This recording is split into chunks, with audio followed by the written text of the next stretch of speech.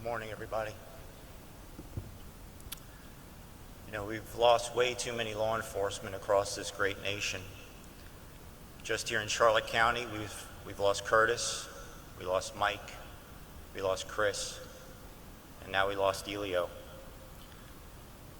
They were all in it for the right reasons, wanting to make a difference, but who all ended up making the ultimate sacrifice while carrying out their duty to protect and serve. I've known Elio for 11 years. I had the honor of hiring him and swearing him in. You could tell from the start he was an up-and-comer. He excelled in every position that he held. He was not afraid of work. And he had a way about him. He made you feel safe, and he knew how to make people smile. But at the same time, he had that command presence, and he knew how to take a volatile situation and resolve it. He was a great cop.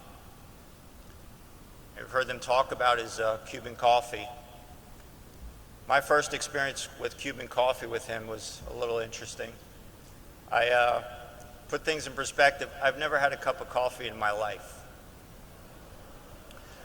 So he was assigned to investigations, and I go walking into the bullpen, and I see Elio handing out shot glasses. Imagine the look on my face. And he must have saw it, and he comes up to me, and I go, Elio, what's going on here? He goes, oh, no, boss, it's Cuban coffee. I'm like, okay. I was still perplexed over the shot glass. He goes, no, boss, you don't want any more than that or you'll be in trouble. I'm like, okay. He goes, you want some? I'm like, I politely declined, and I took his word that it was coffee, and I exited. You know, Elio just wasn't a great cop, but he was a great guy. He was liked and revered by those around him and touched many lives within our office. He watched out for everyone and didn't hesitate to offer a helping hand when needed. If you called him, he was there. In fact, this coming Monday, he was coming over my house to help my son-in-law put together the swing set for my grandsons for Christmas. He was there to help. On the street, though, Elio didn't just enforce the law and lock up everyone he could, but he worked on making a difference and changing people's lives for the better. He embraced the values of the sheriff's office, and he did just that. He rehabilitated people's lives. Deputy Van Ness shared a story with me. Earlier this week, she had pulled into a church, and a gentleman approached her, pulled out his ID, showed him, hey, my last name is Diaz also. And he said, I saw you over here, and I felt that I needed to come talk to you. He said, I knew Sergeant Diaz.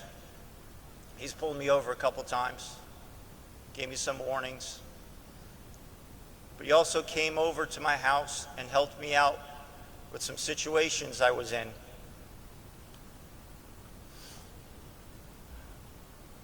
But that was Elio. This gentleman, with tears in his eyes, he told her he was sorry for our loss. And he also went on to share that when Elio came by to check on him, he shared his Cuban coffee from that infamous thermos he had.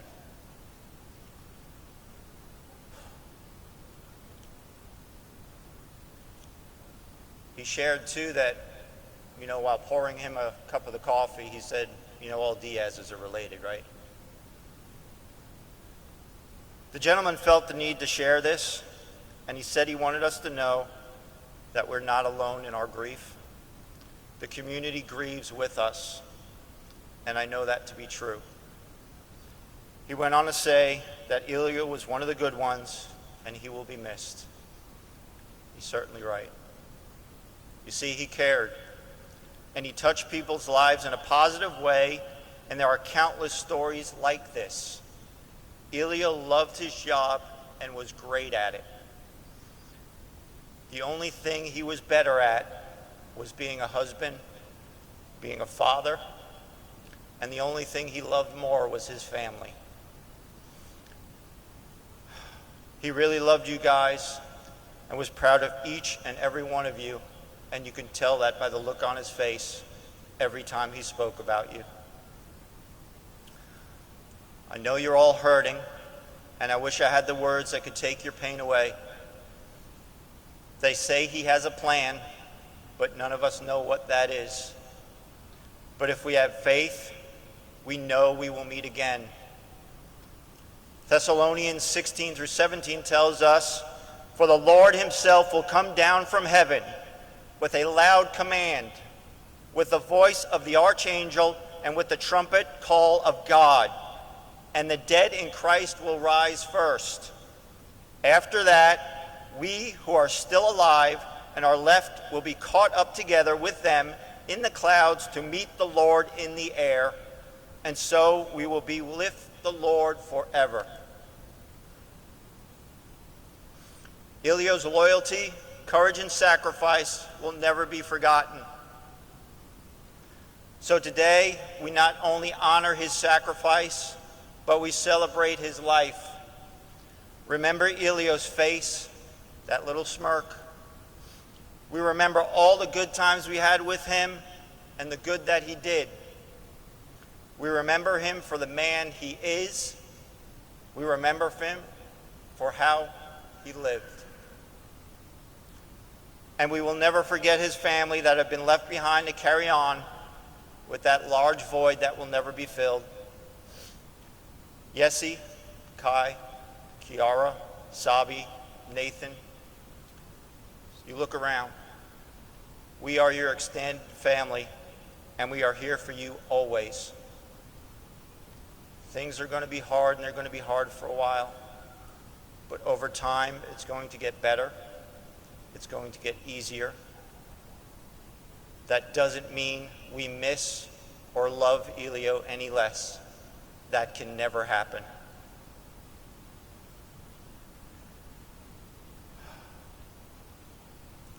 I ask that you all please keep them in your hearts, your thoughts, and your prayers. They need all of us now more than ever. His loss will be forever felt throughout our office, throughout our community. That thin blue line, once again, became a little bit thinner. It is said that God's glory is revealed most fully in his making peace through the cross. They say that when you make peace, you reflect the likeness of God. Revelation 21:4 says, "He will wipe away every tear from their eyes, and death shall be no more. Neither shall there be mourning, nor crying, nor pain anymore, for the former things have passed away." And you heard Chris open with Matthew 5:9. Well, Elio, he is one of those peacemakers now, and lies in God's great glory and serves once again as he watches over us. Those we love do not go away. They walk beside us, unseen, unheard, but always near. Always loved, never forgotten, forever missed. Be strong, be safe, and never quit. Rest in peace, my friend. Your work here is done. May God bless all of you.